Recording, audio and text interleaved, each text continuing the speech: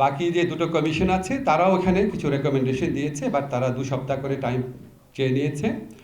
এবং আমরা আশা করছি যে আমাদের যে কর্মপরিকল্পনা সেখানে 4টা ধাপ ছিল, মোটামুটি অলিখিতভাবে হলেও। একটা হচ্ছে কমিশনগুলা তাদের রিপোর্ট প্রণয়ন করবে এবং তাদের সুপারিশ দিবে। সেকেন্ড ধাপে হচ্ছে কমিশনের প্রস্তাবগুলোর ভিত্তিতে রাজনৈতিক দলগুলোর সঙ্গে ঐক্যমত প্রতিষ্ঠার জন্য সংস্কার বিষয়ে আলোচনা হবে। এই আলোচনা করার জন্য জাতীয় ঐক্যমত্য কমিশন গঠন করা হয়েছে ডক্টর মোহাম্মদ ইউনূসের নেতৃত্বে, এবং এটা সদস্য হিসাবে 6টি কমিশনের প্রধানরা আছেন। তো দ্বিতীয় ধাপের পরে আমরা দ্বিতীয় ধাপের ঐক্যমতের ভিত্তিতে আমরা প্রয়োজনীয় আইন এবং নীতি প্রণয়নের কাজ শুরু করব। চতুর্থ ধাপে হচ্ছে বাস্তবায়ন। তো আমাদের প্রত্যাশা আছে, ইচ্ছা আছে, পুরো কাজটাই আমরা সম্পন্ন করে যেতে পারবো, বাট এটা ডিপেন্ড করছে প্রধানত রাজনৈতিক দলগুলোর ঐক্যমতের উপর, তারা কতটুকু সংস্কার করতে ঐক্যমত পোষণ করতে পারেন।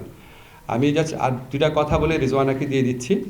একটা হচ্ছে, আপনারা নিশ্চয়ই লক্ষ্য করেছেন আমাদের প্রধান উপদেষ্টা, মাননীয় প্রধান উপদেষ্টা, উনি ওনার ভাষণে 16 ডিসেম্বর ভাষণে বলেছিলেন যে আমরা ন্যূনতম কিছু সংস্কার সম্পন্ন করে যদি ইলেকশন করতে চাই তাহলে এই বছরে হবে, আর যদি আমরা আরও কিছু সংস্কার প্রত্যাশিত মাত্রায় করতে চাই তাহলে কয়েক মাস লাগতে পারে, সেটা হচ্ছে সামনের বছর জুনের মধ্যে। তো আমাদের সংস্কার কমিশনের প্রস্তাবের ভিত্তিতে রাজনৈতিক দলগুলোর সঙ্গে যখন আলাপ করা হবে, এটাই আমরা আইডেন্টিফাই করার চেষ্টা করব যে ন্যূনতম সংস্কার কোনগুলো আছে এবং এই বিষয়ে রাজনৈতিক মতৈক্য আছে কি না। তারপর হচ্ছে এর বাইরে যে সমস্ত প্রত্যাশিত সংস্কার আছে সেটাকেও আইডেন্টিফাই করার চেষ্টা করা হবে। তো আমি এই বিষয়ে আরও বিস্তারিত বলার জন্য আমাদের উপদেষ্টা, পরিবেশ বিষয়ক উপদেষ্টা সৈয়দা রেজওয়ানা হাসানকে বলছি। শুধু যে সাধারণ মানুষের কাছ থেকে মতামত নেওয়া হয়েছে বা ওনারা বিভিন্ন জরিপে অংশ নিয়েছেন সেটা না।